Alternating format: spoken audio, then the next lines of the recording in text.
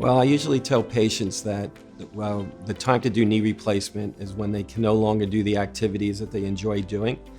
And the main reason that people have knee replacements is because they either have pain or functional impairment.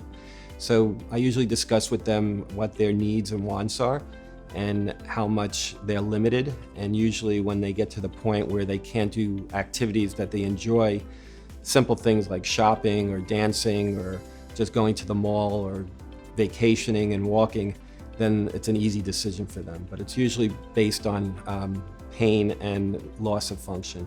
With the joint replacement, what we're doing is we're resurfacing the worn out ends of the bone.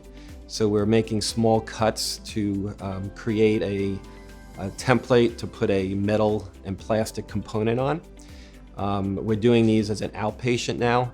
So patients come into the hospital in the morning, they go home the same day.